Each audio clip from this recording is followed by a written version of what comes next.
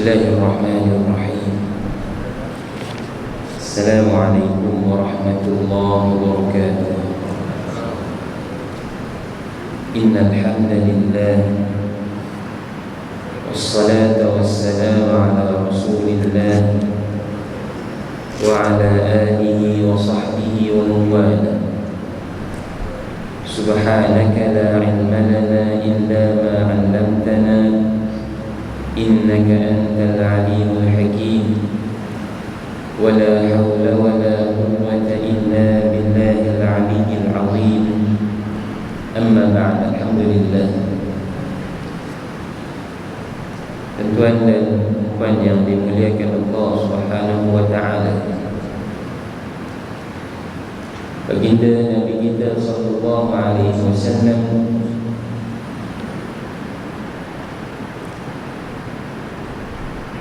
utusan Allah yang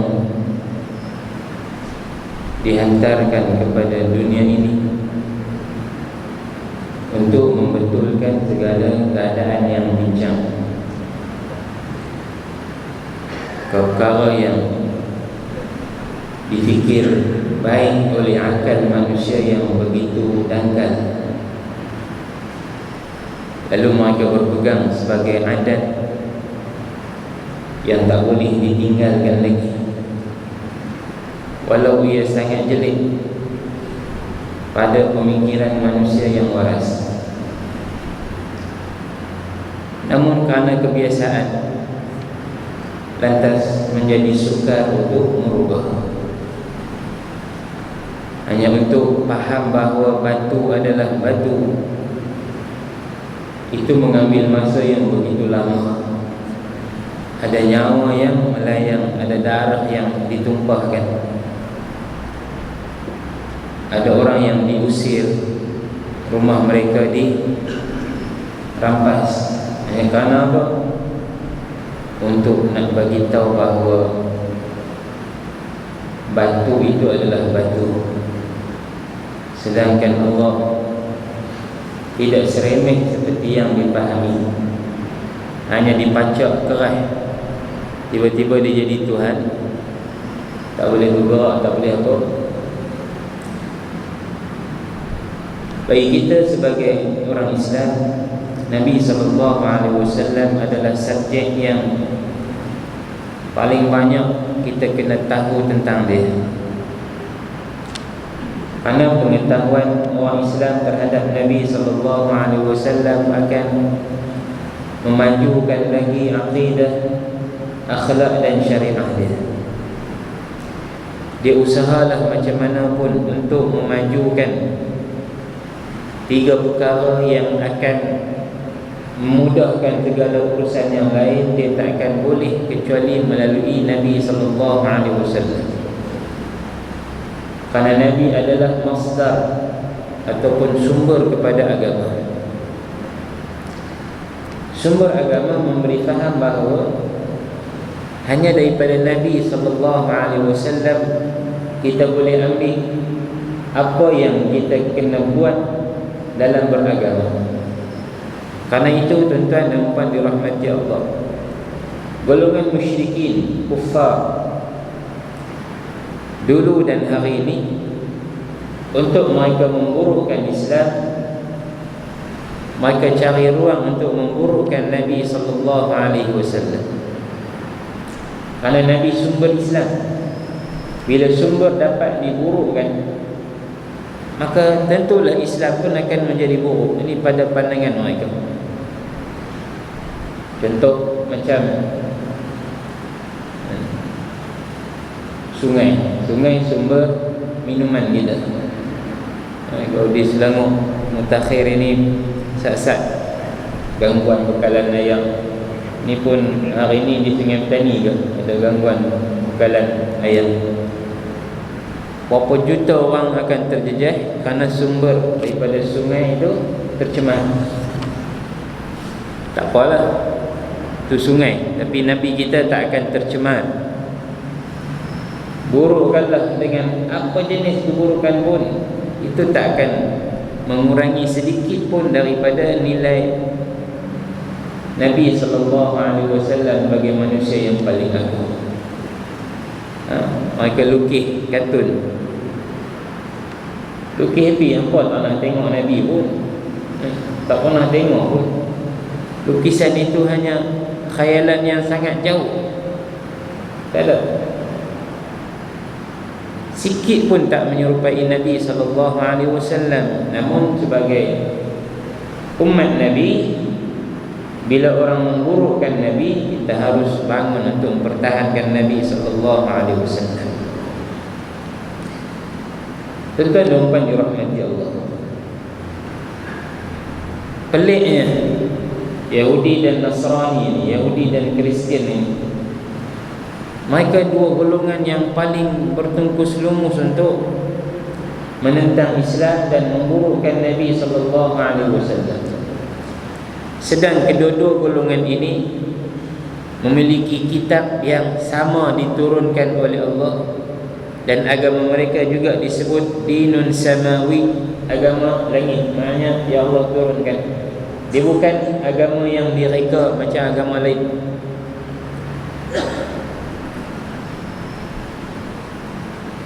Dan mereka tak dapat terima apabila datangnya Nabi SAW dalam keadaan tak meneruskan apa yang menjadi kebiasaan Nabi-Nabi sebelum itu, meneruskan syariat Nabi yang sebelumnya. Nabi datang bawa syariat yang lebih sempurna, mencakupi segala syariat yang pernah Allah turunkan kepada Nabi-Nabi terdahulu.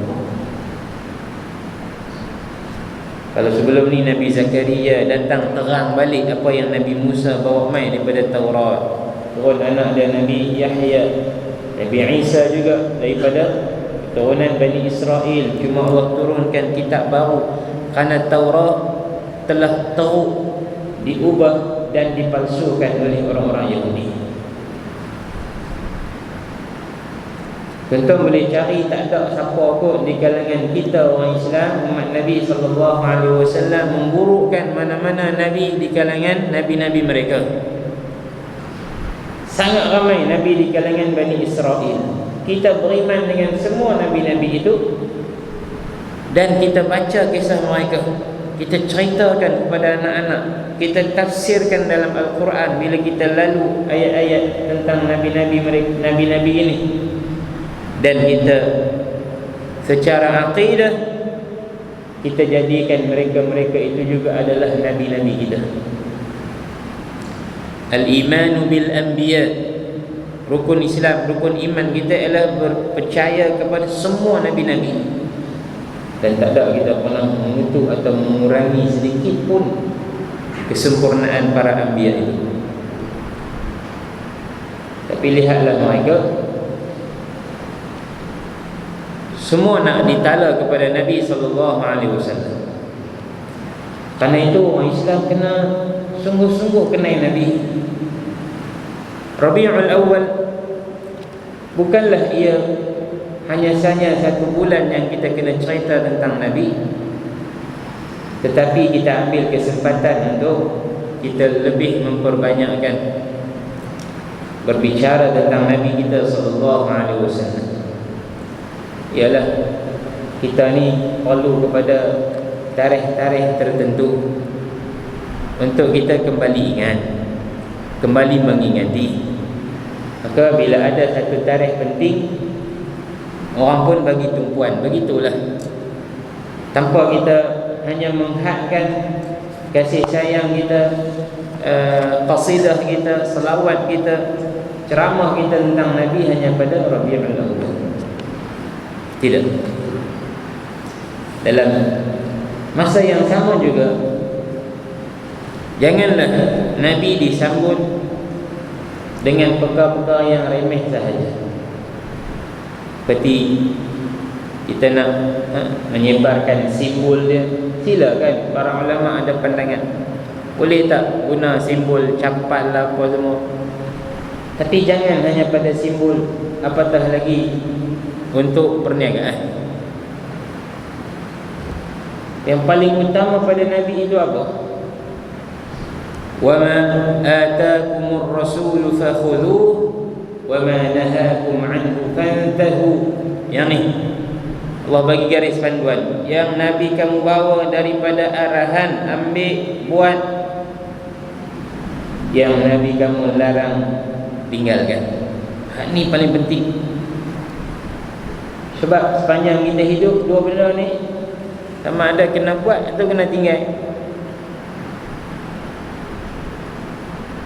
Kena buat apa yang Allah dan Rasulnya suruh, kena tinggal apa yang Allah dan Rasulnya suruh. Kiamat malam apabila kaum musyrikin bersungguh-sungguh memburukkan Nabi kita,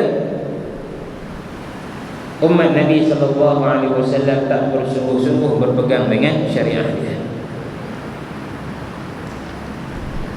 Anak muda kita khususnya, saya cerita jauh lah.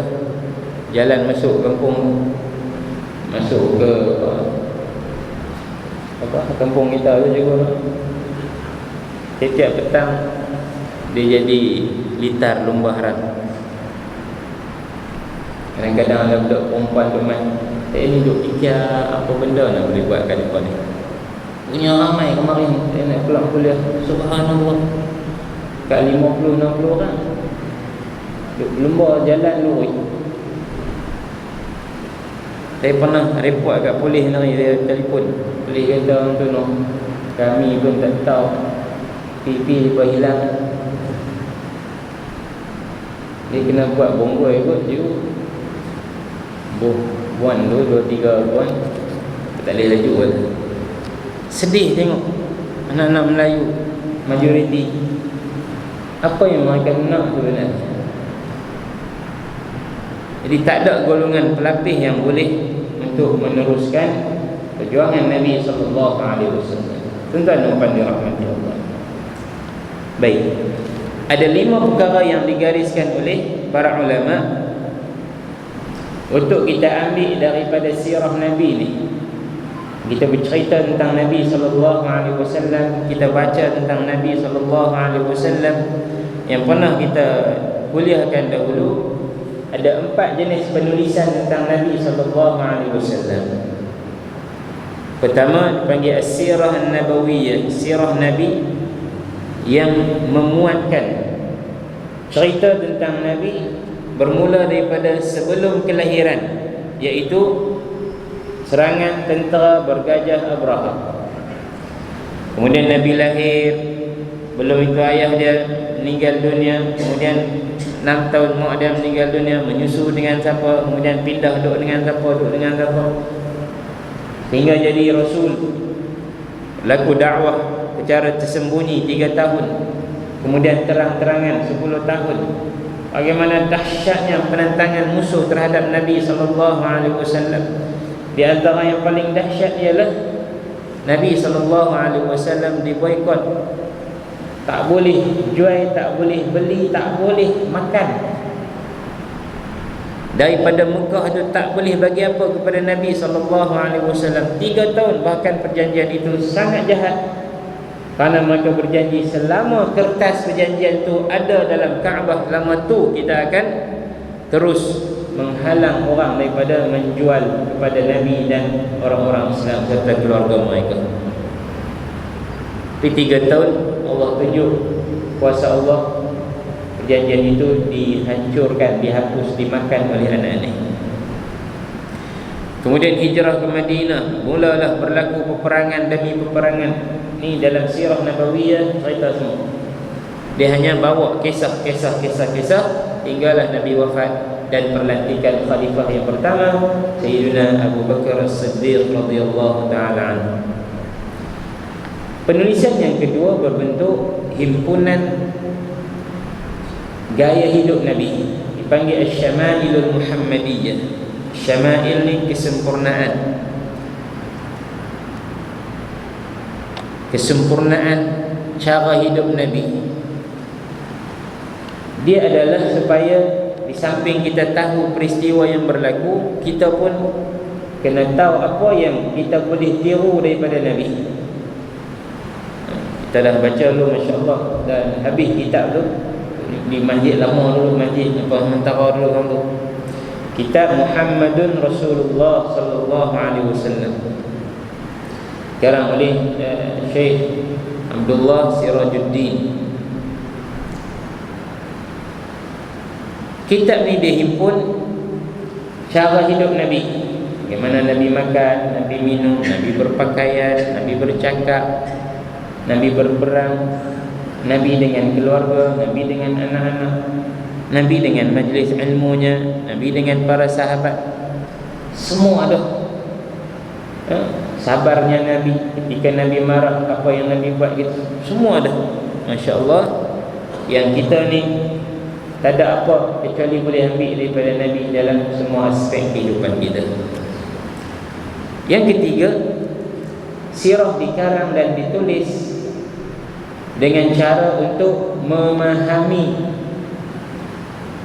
apa yang tersurat di sebalik peristiwa-peristiwa yang berlaku. Dipanggil fiqhus sirah, memahami sirah. Kenapa Nabi dilahirkan yatim? Kenapa seorang yang hebat, yang kena ubah dunia, yang cabaran dia cukup besar, tapi lahir tanpa bimbingan daripada ayah, dokongan daripada ayah, pendidikan yang sempurna daripada ayah. Tak pernah tengok ayah, mak pun tak ada. Lalu yang nak kisah ambil berat pasal pendidikan anak ni, mak lah. Mak kalau pun dan ramai Zat, baca ni Zat. Kita tak kalau pun tak dan. Bapak dia relax, tak apa.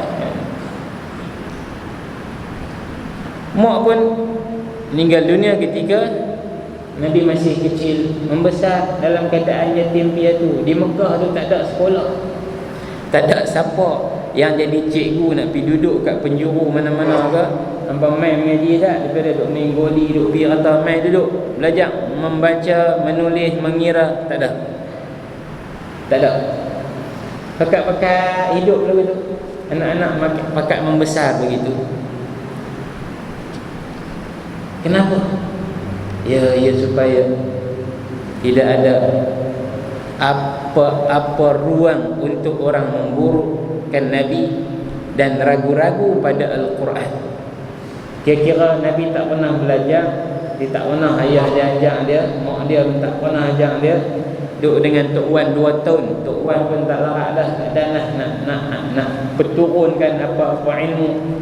Duduk dengan Abu Talib dalam keadaan Abu Talib seorang yang miskin, banyak anak, keluarga dia besar. Duduk dengan ketua Quraisy yang tidak ada duit, tak dimanjakan, tak diberi kemewahan. Nak makan Nabi cari sendiri, Nabi pergi kerja, pelihara kambing, kemudian meningkat sikit umur, Nabi berniaga. Kenapa begitu? Untuk kesempurnaan risalah Muhammadiyah. Quraisy nak tuduh apa? Lepas pada Quraisy, orang-orang hari ini nak tuduh apa kepada Nabi SAW? Tak boleh tuduh. Lepas itu ada seorang, malam saya baca pula, seorang penulis tentang orang-orang hebat, 100 orang-orang hebat sepanjang zaman sehingga dia hidup tu. Waktu dia bentang buku tu, dia kata yang paling hebat yang pernah aku jumpa dan aku kaji adalah Muhammad. Orang bakat bising dalam dewan tu, suruh dia diam. Jangan sebut tentang Muhammad. Dia kata, kenapa aku kena bohong diri aku dan apa semua. Orang yang pertama diimani, yang di awalnya diimani oleh hanya 4 orang. Seorang lelaki, seorang perempuan dan 2 orang kanak-kanak. Abu Bakar, Khadijah, Ali dan juga Zaid bin Harithah. Ya, daripada kanak-kanak itu juga adalah anak-anak Nabi yang tak di-highlight sangat oleh sejarah. 4 orang ni,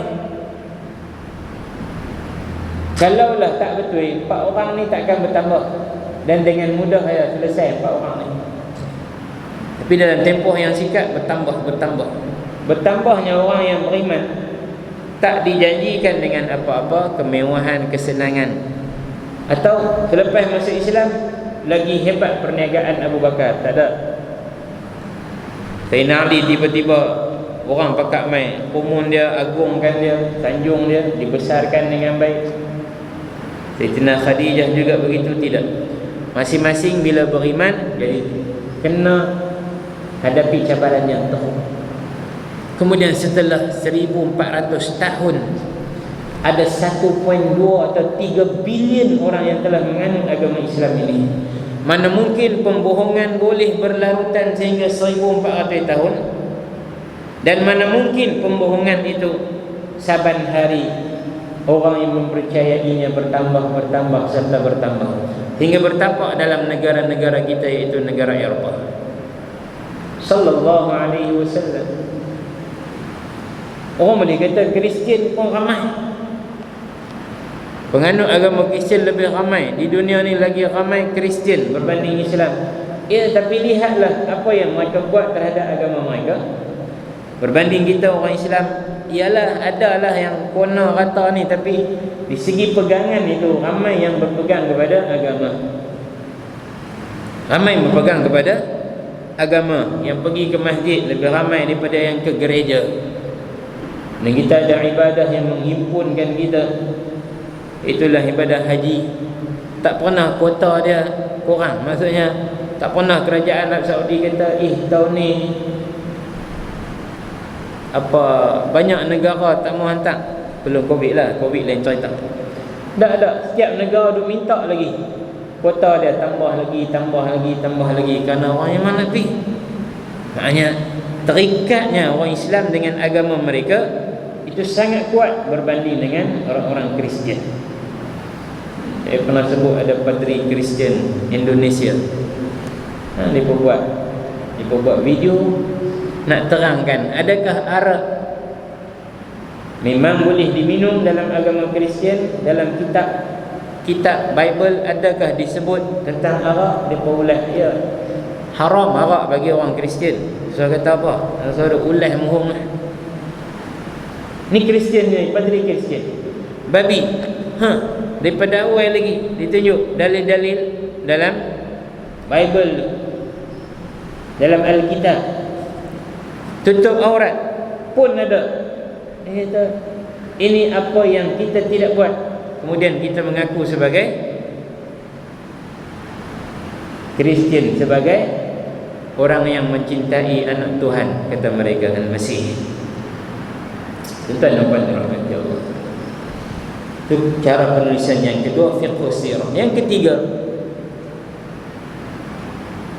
cara penulisan yang ketiga ialah penulisan yang ketiga, fiqh sirah. Yang keempat, di sana ada golongan yang sama ada semangat dia sendiri atau diupah untuk menulis tentang Nabi SAW dengan cara yang sangat halus, memburukkan Nabi SAW dalam penulisan mereka.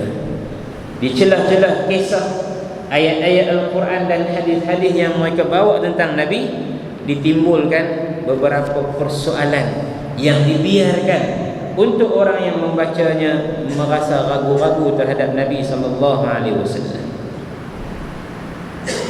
Ini orientalis. Hanya golongan ini di kalangan orang-orang Islam yang berguru dengan orang-orang barat, terutamanya dulu bila Britain dia keluar daripada menjajah negara-negara Arab, dia buka pusat pengajian, cabang daripada pusat pengajian itu, universiti dia itu adalah pengajian Islam, hadis lah apa semua. Dan ramai orang pergi, ramai di kalangan orang Arab juga. Kita pun ramai yang pergi belajar daripada barat agama kita. Maka daripada situ diwujudkan fahaman-fahaman yang boleh mengelirukan dengan cara yang cukup halus. Dia pun tak menentang, dia pun tak kata Muhammad ni teruk ke apa, dia pun cerita pasal Nabi SAW. Tapi ada beberapa part yang kita boleh ragu. Antaranya perkahwinan. Kenapa umat dia boleh kahwin sampai 4 pun bagi mereka dah jelek dah.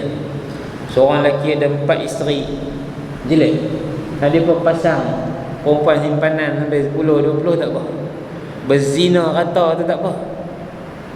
Tapi orang Islam kahwin dengan cara yang elok, halal, dan berlaku dalam sejarah boleh seseorang itu dengan ilmu yang dia ada, dengan harta yang dia ada, dengan sifat kasih sayang, dia boleh himpun 4 orang isteri dalam satu masa. Tapi dia bukanlah satu arahan jangan bawa berapa kahwin. Tanya bawa berapa kahwin? 1. Mana lagi 3? Awak dah, di Islam bukan lagu tu.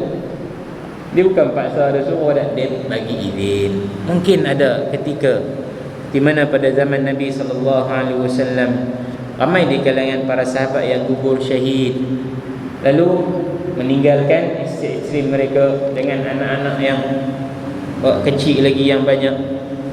Ketika itu cara untuk menjaga wanita-wanita itu, kerana mereka tak bekerja, tak keluar rumah sangat seperti hari ini, maka mereka dikahwini oleh sahabat-sahabat yang lain. Ada yang isteri 2, 3, 4. Sedang Nabi pernah berkahwin tinggal 11 orang. Umat dia 4, dia sampai 11. Ditinggal orang tu lah. Lepas tu Nabi bilang 11. Apa pandangan yang segera mai bila abang dia ni ada 11 orang isteri tanpa terang kenapa 11 orang tu, tanpa dibaca ada ayat yang Allah terang dalam Quran tentang perkahwinan Nabi SAW. Ditimbulkan tanda tanya. Orang akan nampak banyak isteri ni, ya, banyak orang perempuan keliling ni, ya, tapi tak tahu jenis mana wanita-wanita itu, umur mereka bagaimana, sebab apa Nabi mengahwini. Ia adalah arahan Allah Subhanahu Wa Taala. Ni cara penulisan yang memang menyerang orang Islam dulu dan kini. Itu bila kita baca penulisan tentang Nabi, ada yang menimbulkan keraguan, jangan terus baca. Carilah apa-apa yang boleh tolong hurai.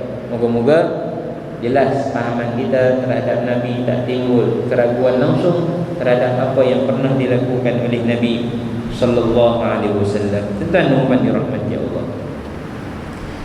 Kemudian kita belajar 3 jenis penulisan ini adalah untuk kita faham seluruh kepribadian Nabi sallallahu alaihi wasallam melalui kehidupan Nabi dan juga cabaran yang dihadapi oleh Nabi sallallahu alaihi wasallam. Akhirnya kita akan nampak Nabi itu seorang manusia seperti kita. Qul innama ana basyarum mithlukum, aku ni orang yang macam hangpa juga. Yuha ilai, tetapi diwahyukan kepada. Maknanya tindak tanduk Nabi adalah bermula sebagai seorang manusia, bukan malaikat, bukan super power apa semua dah, tetapi dipandu oleh wahyu. Dipandu oleh wahyu. Kira-kira hari ini tak ada siapa boleh mengingkari perbuatan Nabi dengan menyatakan dia tak apalah Rasul, dia tak apalah hebat, dia tak. Allah pandu bagi betul, bagi kita ikut dengan betul. Bukan Allah bagi kepada Nabi sesuatu yang luar biasa pada perkara syariah yang kita tak boleh buat. Perkara luar biasa mukjizat kepada Nabi bukan syariah kepada kita. Contoh, Nabi boleh keluar air daripada jari-jari Nabi pada saat para sahabat kehabisan bekalan air, kehausan perjalanan yang jauh, keluar air daripada tangan Nabi. Kita dituntut dah buat yang tu, dah. Mukjizat bukan syariat. Satu kelebihan yang Allah nak bagi kat Nabi. Dalam perjalanan Nabi nak pergi buat umrah tahun ke-6 Hijrah, apa yang berlaku perjanjian Hudaibiyah tu, sampai di Hudaibiyah ada satu tasik yang hampir kering. Orang ramai dengan unta lah, dengan apa, pergi minum, tak boleh. Maka apa Nabi buat? Nabi cucuk sebatang anak panah di tengah-tengah tasik itu. Kemudian dengan izin Allah, mukjizatnya Allah bagi air membuak-buak keluar. Kita disuruh buat lagu tu lah, dah. Tak ada ayat kena korek telaga boring lah. Jangan lebih baca cangkui pun tak jadi apa. Kita tak disuruh untuk mendatangkan kau-kau pelik macam tu. Apa yang Nabi suruh kita buat pada kadar kemampuan kita. Yang kedua, tuan-tuan dan puan dirahmati Allah, kita boleh dapat daripada pembacaan dan pemahaman kita tentang sirah sunnah Nabi SAW contoh yang paling sempurna dalam semua aspek dan keadaan kita. Tak perlu lagi kita duk cari mana-mana tokoh untuk kita contohi apa yang dia buat. Kafana Rasulullah sallallahu alaihi wasallam, cukup bagi kita Rasulullah. Untuk nak cari apa? Sistem mentakbir pada Nabi. Nabi takbir dalam keadaan yang paling payah, paling sukar, paling kurang kemudahan, dan Nabi berjaya. Pendidikan, Nabi keluarkan orang-orang yang jahiliyah, tak erti baca, tak erti tulis, tak pernah mengaji, tak ada sekolah, tak ada ilmu pengetahuan, tak pernah baca apa, kecuali adalah seorang dua seperti Waraqah bin Nawfal sebelum tu yang merantau-rantau berguru membaca Taurat dan Injil.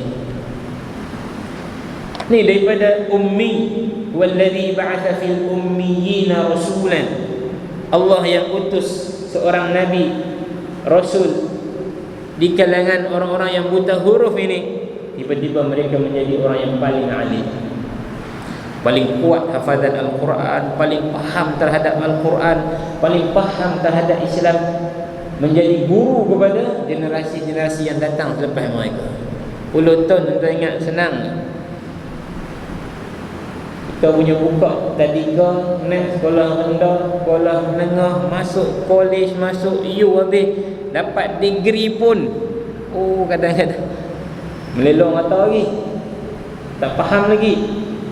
Ya, 10 tahun Nabi telah melahirkan para ulama. Maka dia adalah al-muallimul awwal, guru yang pertama dan selamanya dia adalah guru yang terbaik. Subhanallah.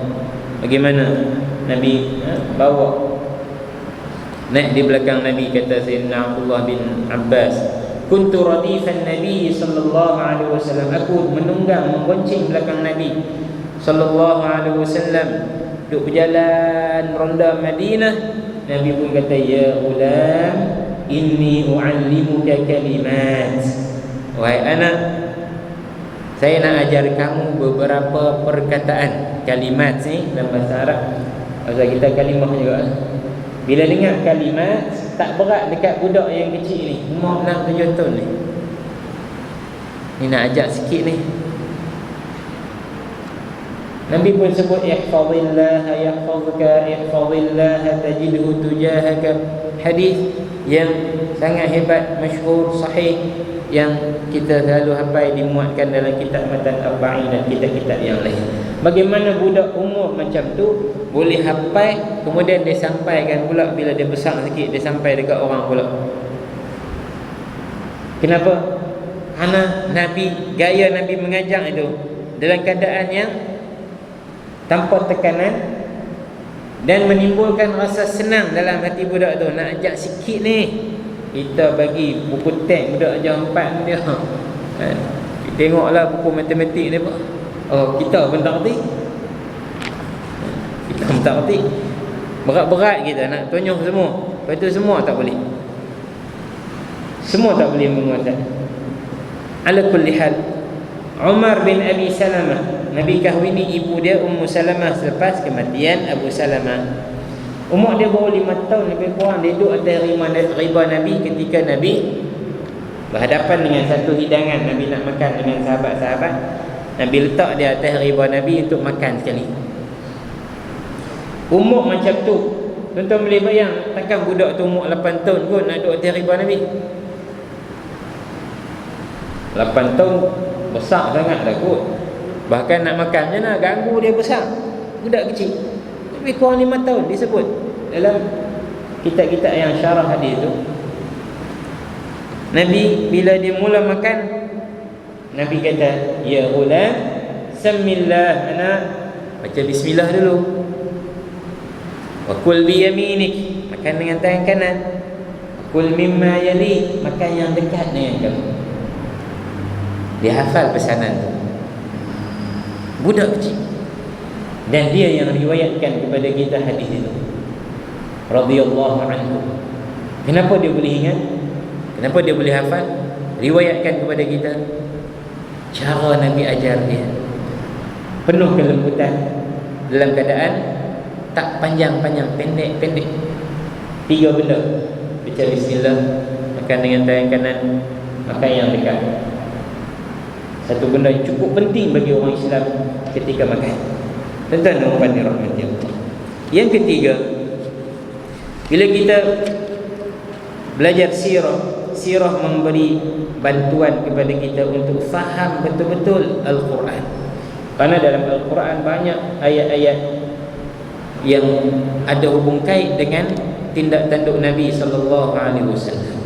Ada kisah yang berlaku dalam masyarakat itu, lalu Allah turunkan Al-Quran. Di antaranya surah Al-Mujadilah. Qad sami'a Allah qawla allati tujadiluka fi zawjiha wa tashtaki ila Allah wallahu yasma'u tahawurakuma. Hampir 2/3 surah itu cerita dia tentang seorang wanita dizihar oleh suami. Dia mengadu kepada Nabi, nampak macam mana ni, suami aku kata aku macam ibu dia, tak boleh hampiri aku. Macam mau jadi mahram, kan jadi isteri jadi mahram. Dia tak talak aku dan dia tak boleh hampiri aku, gauli aku. Macam mana ni? Turun surah. Yas'alunaka 'anil anfal wa yas'alunaka 'anil khamri wal maisir. Mereka tanya kamu tentang harta rampasan perang, mereka tanya kamu tentang arak. Yas'alunaka 'anil ahillah, mereka tanya kamu tentang anak bulan. Ni sahabat bertanya, ada sebab turun ayat. Maka bila kita baca sirah, kita akan jumpa yang tu. Lalu dia membantu kita untuk nampak gambaran, oh, surah ini, ayat ini turun rupanya kerana sebab-sebab yang berlaku dalam peristiwa-peristiwa tertentu. Yang keempat, tuan-tuan dan puan dirahmati Allah, kita akan dapat ilmu yang sangat banyak daripada sirah Nabi ini, terutamanya berkaitan akidah, akhlak dan syariah. Kerana dia cerita tentang kehidupan Nabi. Ya, kita baca hadis, tapi jangan berpada dengan hadis, kena jalan juga dengan sirah, kena terang juga kehidupan Nabi SAW, sehingga diam atau gerak kita ada contoh. Kerana tidaklah Nabi diam kecuali arahan Allah, tidaklah Nabi bergerak kecuali arahan Allah, tidaklah Nabi bercakap kecuali juga kerana arahan Allah Subhanahu wa ta'ala. Yang kelima dan terakhir, khususnya bagi orang yang mengajar, mendidik, orang yang menjadi pendakwah, guru, pensyarah, apa saja gelaran, yang penting bidang dia adalah mengajar, mereka akan dapati pada Nabi itu sallallahu alaihi wasallam contoh mengajar yang sangat sempurna. Dialah tokoh guru kepada kita semua. Dialah yang telah meletakkan pedagogi yang sepatutnya, bukan yang kita cedok daripada barat. Macam mana hari ni orang kata Finland negara yang paling baik dalam sistem pendidikan. Negara dia tak ada periksa, budak-budak dia tak periksa, tak ada kerja sekolah, pergi mengaji, dan habis peringkat pendidikan mereka, memang mereka pandai. Bila cek balik, itu yang ada dalam Islam sebenarnya yang Nabi tinggalkan. Tapi bila kita hanya mengejar peperiksaan, kita nak bagi lulus, kita bagi mudah pula periksa, akhirnya pelajar kita hanya belajar untuk periksa. Yang lulus dibagi tempat, yang tak lulus, lah ni alhamdulillah kuih-kuih ni dah ada vocational dan sebagainya, yang keciciran belajar, ada bab kemahiran. Namun kena usaha banyak lagi. Buka buku-buku pedagogi Rasulullah sallallahu alaihi wasallam, cara mengajar Rasulullah, kurang kita dedahkan. Kurang. Ya, kami terlibat dengan bengkel-bengkel yang dianjurkan oleh beberapa pihak tentang pendidikan. Kita kurang dengar daripada pembentang ini sandaran-sandaran arahan itu kepada Rasulullah. Sistem mentadbir sekolah, kaitkanlah dengan Rasulullah. Jangan kita hanya letak 1, 2, 3, 4, 5 hak kita fikir sendiri. Kerana kita ni akal kita terhad. Cara mengatasi disiplin pelajar, kaitkan dengan Al-Quran, dengan hadis, dengan Rasulullah. Jangan kita cerita ni isu semasa lah ni, lagu tu lah ni, lagu ni. Apa yang asas yang kita bina sebenarnya dalam mendidik anak-anak itu bagaimana? Kaitkan supaya akhirnya apa yang kita buat daripada perkara yang penting dan besar ini berpunca daripada Rasulullah sallallahu alaihi wasallam. Allahu a'lam. Moga cinta kita kepada Nabi dizahirkan dalam amalan kita, dizahirkan dalam tindak tanduk kita, dan semangat mempertahankan agama Allah Subhanahu wa ta'ala. Allahu a'lam. Sallallahu ala sayyidina Muhammad wa ala alihi wa sahbihi wasallam. Alhamdulillahi rabbil alamin. Assalamualaikum warahmatullahi wabarakatuh.